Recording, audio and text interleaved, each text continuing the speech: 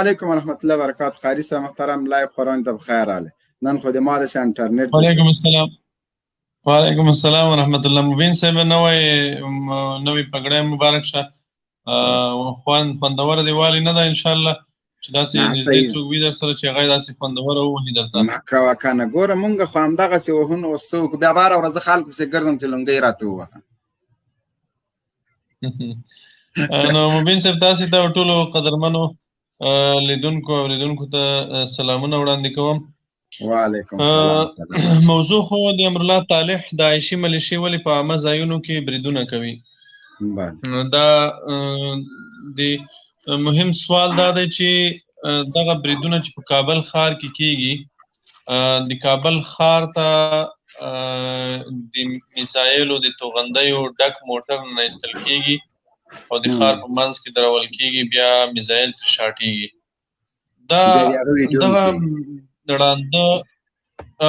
دغه ړانده توغندي ولې په ننګرهار کې نه شاټیږي؟ دغه ړانده توغندي ولې د هېواد په بل د ولایت په ښار کې نه شاټیږي؟ ولې یوازې د کابل په ښار کې شاټیږي؟ ځکه علت یې دا ده چې د کابل په ښار کې همدغه د CIA پخواني او اوسني مزدوران دا غواړي چې د هېواد په زړه کې، د هېواد په د مرکز کې دوی حالت کړکېچن کی او خارجي بادارانو ته، نړیوالو ته وښیي چې دلته داعش شتون لري، دلته هېواد په بد امنیتي وضعیت کې ده، موږ په بد حالت کې یو او تاسې که د موږ نه وځئ د موږ ژوند او هر څه تباه کېږي. د دوی یوازینی هدف دا دی بس. او نادره دا وي چې برید هم دوی وکوي، د برید تر شا هم دوی وي، او د برید د هغه تخنیکي پایلو نه لا تخنیکي پایلې هم نه وي ارزول شوي، یعنې هغه ابتدایي پایلې هم د برید څرګندې نه وي. خو د CIA مزدوران او د انګریز دغه ګوډاګیان بیا لګیا وي او په فیسبوک او ټویټر کې ټویټونه کوي چې برید طالبانو کړی ده. دا یې عجیبه ده. او دغه سړی چې یوه ډېره بده سابقه لري او ډېره یو مرداره چټله سابقه لري، د دغې سړي ډېر یو هیوادوالو ته معلومه ده، د تیر تاریخ هیوادوالو ته معلوم ده. هغه ویډیو به یې تاسې لیدلې وي چې یو چا ته وایي چې سر یې پرې که او بیا نور ته هر څه نه بېغمه شه، د هر څه ځواب دې زه وایم. دا د افغانانو وحشي قاتلان چې دي، دوی د خپل قدرت د بقا دپاره هر څه ته تیار دي. یعنې که چېرته دا ټول بسته ملت هم وژل کېږي، خو دوی دپاره مهمه څه ده؟ د دوی دپاره مهمه دا ده چې دوی په قدرت کې پاتې شي، دوی په واک کې پاتې شي. او دوی دغه د امرالله صالح ته خو ډېره نادره ښکاري، ځکه دا بیچارهګۍ خو په هماغه اولو وختونو کې د کرزي په هغه اوله دوره کې چې دته د ملي امنیت ریاست په لاس ورکړل شو، د افغانانو خصوصا د پښتنو قتل عام شروع کړو. په پښتانه قتل عام کول، چا به چې پګړۍ والی و هم د طالب په نوم نیول کېدو، چا به چې ټوپۍ په سر و د طالب په نوم نیول کېدو او شکنجه کېدو به. بیا چې کله دی ناکام شو، په خپل ریاست کې ناکام شو او د کرزي له لوري، د امریکایانو له لوري له دندې وشړل شو، له هغه وخت نه تر اوسه پورې دی د وظیفې او د منصب په تلاش کې او لیونۍ مینه یې دغسې په زړه کې ګرځوله. نو اوس چې واک ته رسېدلی ده، اوس په ځان نه پوهېږي چې څه وکوي. او عجبه یې دا ده چې د هېواد د لومړی معاون د کابل د امنیه قومندانۍ چارې په مخ وړي او حالت هم تاسې وینئ چې د څه وخت نه دی په دې مسایلو کې ښکېل شوی ده.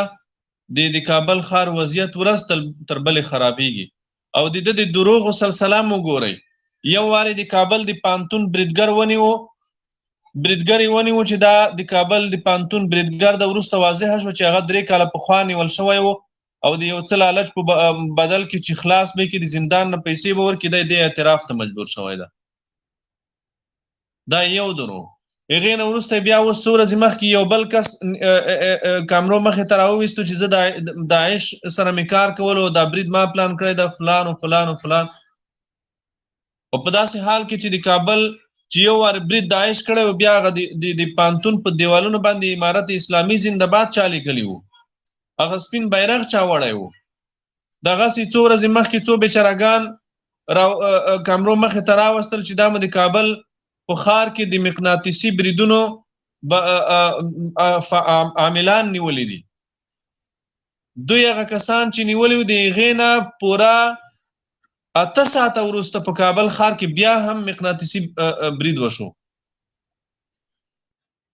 10 بریدونه شوي دي دا ډول 10 بریدونه ولې دا بریدونه نه ختمیږي ځکه دوی دغه سړی په دروغو کې دکتورا لري په مکر او چل او فریب کې دکتورا لري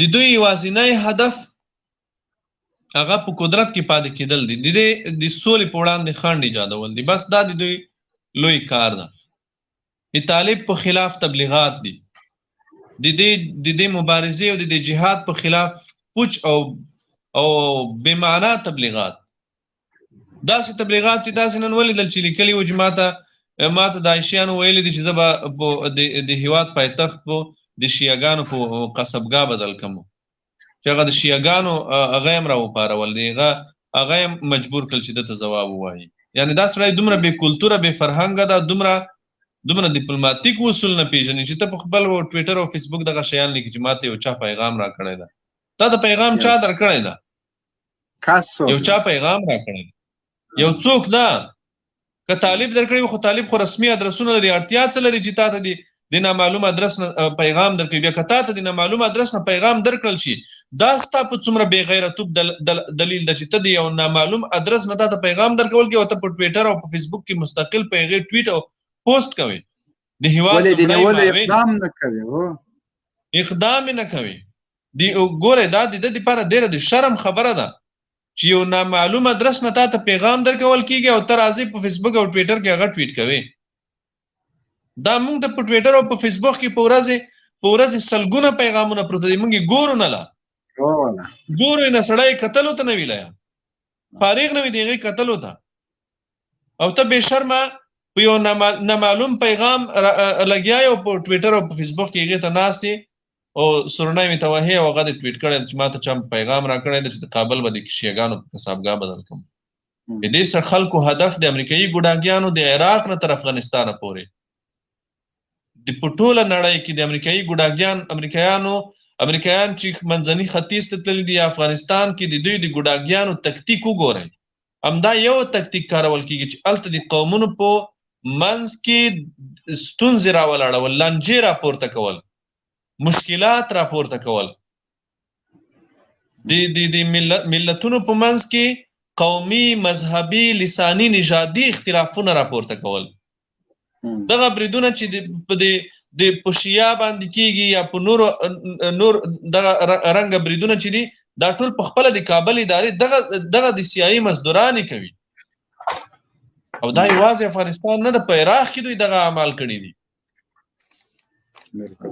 دا د دوی تکتیک ده قاري صاحب محترم یو شي ته بل د غرب طالبڅټو ګوډاګیانو هغه څوک چې د افغانستان مخې لا نه ده لیدلی په رسنیو کې یو قسم توهینامیز خبرې شروع کړي فرض کا په قندهار کې یو پل چې د 18 کاله طالبان په دې قادر و چې پل والوزوي نه الوزه اوس چې طالب ته د قدرت ته د رسېدو لپاره یو څو هفتې پاتې دي پلونه الوزوي عمل منفعه مکتبونه الوزوي کلینیکونه دا وجه څه ده طالبانو ولې دې کار ته لاس پورې کړ مبین صاحب دغه موضوع په اړه زه تاسو ته یو مهمه یادونه کوم هغه دا ده چې د کابل ادارې د اړوند رسنیو په باب دغه د اشغالګرو یوه د دوی په اصطلاح د دوی یوه لاسته راوړنه دغه مزدوري او بې بندوباره او غلامي رسنۍ دي هغه رسنۍ چې هغه د یو څو ډالرو په بدل کې نه افغانیت پیژني نه اسلامیت پیژني نه خپل کلتور پیژني او نه اخلاق پیژني ګوره مبین صاحب که چېرته په نوره نړۍ کې هغه ډول دروغ چې دا د موږ مزدوري رسنۍ وایي دغه دروغ که په نوره نړۍ کې کومه بله رسنۍ ووایي په هغوی باندې حقوقي دعوا دایریږي په محکمه کې په هغې باندې عریضه کېږي چې تا ولې دا دروغ وویل هغه محکمې ته کش کېږي. دغه د امریکا ګوډاګیان چې دي دوی خو موږ محکمې ته هم نشو کش کولی. بیا چې کله کوم ګوډاګی اجیري په دا سر وولي بیا وایي چې طالبان خبریالان نه پرېږدي. او حال دا چې د امارت د جهاد امارت به اوسه پورې 10 خبریالان نه یې وژلي. 10 خبریالان دوی په ثبوت نشي پیش کولی چې طالبانو دې وژلي.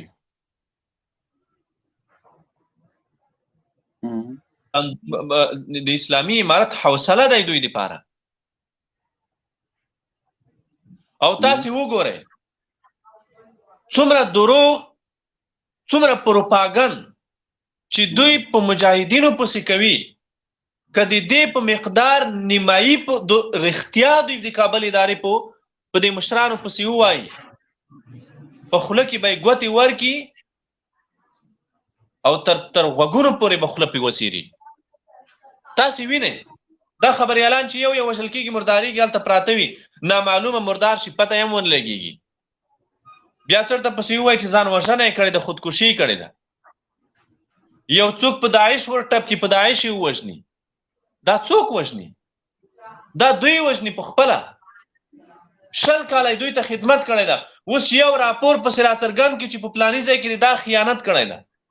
د کرونا دومره پیسې دی ووالې ملي دسترخوان دی دومره غلا کړو چور دی کړو کریډټ کارت نه دی دومره ویوړې فلانۍ غلا دی وکړه چې یوه غلا پسې راڅرګنده کړي سبا بیا بس نو سبا بیا کار ور خراب کړی وي شی د سیاوشي وګوره یما سیاوشي وګوره دا بلې وګوره دا بلې په دې لنډو وختونو کې دا څومره خبریالان دوی ووژل. او څه شو دوسیې چېرته ورسېدلې؟ دوسیې چېرته شوې دا پرون فردین امیني ده که څه ده دا یې وژلی ده. دوی وایي چې خودکشي کړې ده. کورنۍ وایي چې خودکشي نه ده کړې پولیسو وړی دی ځان سره وایي ویډیو کې ښکاري چې په دې آخري صحنه کې هم پولیس په لغته وهي.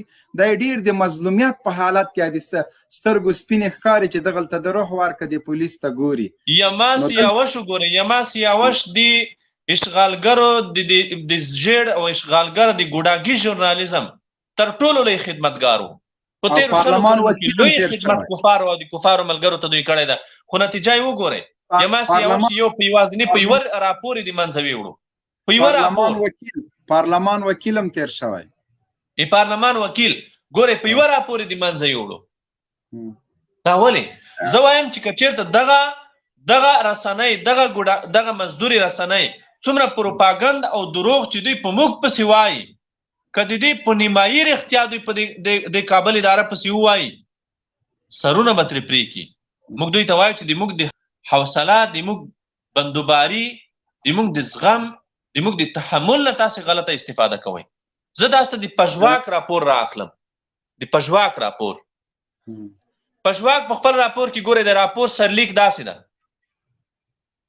د کندهار په ارغنداب ولسوالۍ کې د تېرې شپې موټر بم چاودنې د دغه ولسوالۍ مهم پل ویجاړ کړی چې دغه ولسوالي له کندهار ښار سره نښلوي. او د راپور په بیخ کې بیا وایي دوی وایي په اول ځل کې وایي چې د کندهار د امنیې قمندانۍ ویان جمال ناصر بارکزی هغه مهال پژواک خبري اژانس ته وویل یو هموي موټر چې چاودیدونکو توکو ډک و هدف ته تر رسېدو وړاندې د پولیسو لخوا پیژندل شوی او ویشتل شوی چې چاودنه یې کړې او زیان نه لري. ګورئ دلته اوس دوی داسې نه وایي چې دغه موټر چې دا د هوا نه ویشتل شوی ده. ویشتل شوی ده په چی ویشتل شوی ده؟ د هوا نه دی ویشتل ده. موټر په پل روان ده. ولې په پل ولې پرېږده چې دا موټر د پل نه هغې خوا واوړي یا د بلې خوا واوړي. ولې موټر په پل نه روان ده ته یې ولې بیا چې موټر په پل نه د پاسه ته وولې موټر چاودنه وکړي د دې پل د دې چاودنې مسؤلیت ستا په غاړه ده که د مقابل لوري په غاړه ده؟